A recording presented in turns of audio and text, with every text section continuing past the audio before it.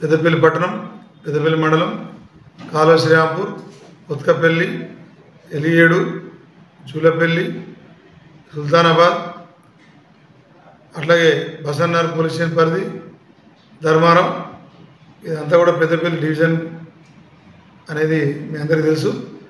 ఇక్కడున్న ప్రజలందరికీ కూడా ఈ రాబోయే నూతన సంవత్సరాన్ని అడ్వాన్స్ శుభాకాంక్షలు తెలియజేస్తున్నాం. అట్లాగే పెద్దపల్లి సబ్ డివిజన్లో రేపు అనగా 31వ రోజు సాయంత్రం 4 గంటల నుంచే జనవరి 1వ తారీఖు 2025 10 గంటల వరకు విస్తృతమైనటువంటి వాహనాల తనిఖీ ఏర్పాటు చేయడం జరిగింది. పెద్ద ఎత్తున ప్రతి జంక్షన్లో, ఉదాహరణకి మన పెద్దపల్లి పట్టణంలో bus stand, Ayyappa junction, railway station, మదీ చౌరస్తా, జెండా చౌరస్తా, సాగర్ రోడ్, అలాగే ఎల్లమ్మ చెరువు, అట్లాగే మన సుభాష్ బొమ్మ, కమాన్, రంగంపల్లి, డీసీపీ ఆఫీస్, పెద్ద కలవల, ఆఖరికి చిన్న కలవల కూడా మెయిన్ రోడ్ మీద కూడా, నిట్టూరు నిమ్మనపల్లి కూడా, ప్రతి ఏరియాలో ప్రతి జంక్షన్లో, ఆఖరికి అమర్నగర్ జంక్షన్ కూడా, ప్రతి జంక్షన్లో కూడా వాహనాలు తనిఖీ ఉంటుంది. డ్రంక్ అండ్ డ్రైవ్ మీకు అందరూ తెలుసు, మిషన్ వదలడం, డ్రంక్ అండ్ డ్రైవ్ కూడా చేయడం కూడా జరుగుతుంది, కేసులు కూడా వెళ్ళడం జరుగుతుంది. త్రిబుల్ రైడింగ్, తాగి నడుపుడు కానీ, త్రిబుల్ రైడింగ్ కానీ, స్పీడ్గా నడపడం కానీ వెహికల్స్ చేయొద్దు. తల్లిదండ్రులందరికీ కూడా విజ్ఞప్తి, మీ పిల్లలకు కూడా ఆ రోజు దయచేసి ఈ వెహికల్స్ ఇచ్చి బయటికి పంపొద్దు.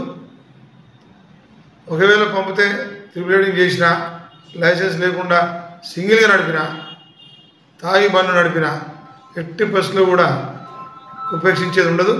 ఖచ్చితంగా పోలీసు తీవ్రమైన తనిఖీ ఉంటుంది. తనిఖీలో భాగంగా వెహికల్ సీజ్ చేస్తాం. అట్లాగే చట్టపరమైన చర్యలు, కేసులు కూడా రిజిస్టర్ అయితే కోర్టుకు పంపించడం జరుగుతుంది.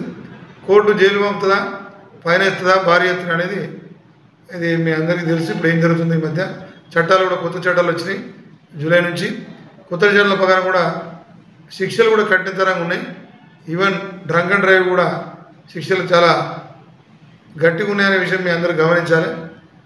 అట్లాగే పోలీసులు కూడా మా తరఫున కూడా మేము వాహనాల తనిఖీ, డ్రంక్ అండ్ డ్రైవ్ కాకుండా పెట్రోలింగ్ చేస్తాం.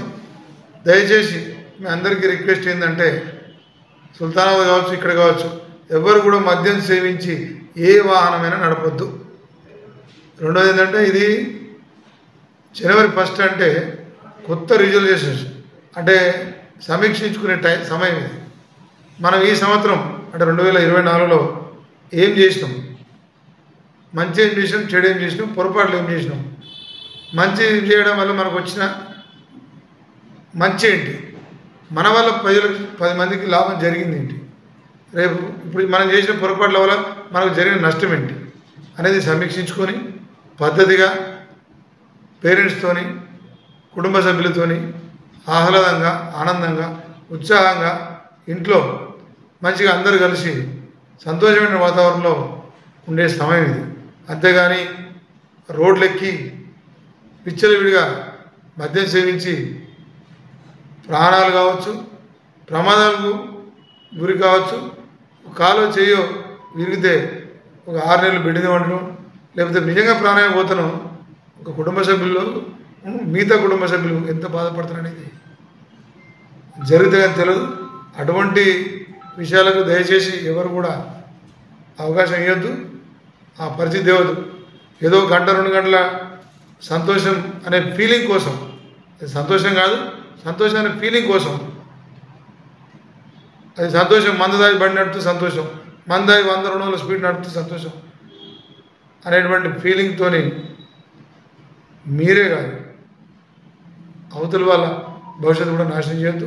మీరు మత్తులో ఉండి వేరే వాళ్ళని కుదిరినా కూడా పాప ఏదో పరిమిత వేతను కూడా ఎదుగుతాంతో కూడా అతని కుటుంబం కూడా ఎంతో నష్టం జరిగే అవకాశం ఉంటుంది. కాబట్టి ఎట్టి పరిస్థితుల్లో కూడా నా రిక్వెస్ట్ మరొకసారి డివిజన్ ప్రజలందరికీ, ఇప్పుడు నేను చెప్పిన మండలంలో ప్రజలందరికీ కూడా రోడ్డు మీదకి దయచేసి రావద్దు. 99.9% రావద్దు. తప్పనిసరి తప్ప ఇంట్లోనే, మీ ఇంట్లోనే మీ కుటుంబ సభ్యులతోనే సంతోషంగా, ఆనందంగా కొత్త సంవత్సరం మంచి చెడు సమీక్షించుకొని కొత్త సంవత్సరం సంబరాలు చేసుకోండి తప్ప రోడ్డు మీద ఎక్కి ఇప్పుడు నేను చెప్పినట్టు మత్తు పదార్థాలు కావచ్చు, మద్యం కావచ్చు సేవించి జరిగితే మాత్రం చట్టరీత్యా మాత్రం చర్య తీసుకోవడం చూస్తూ ఊరుకోవడం ఎట్టి పరిస్థితుల్లో జరగదు. నమస్తే.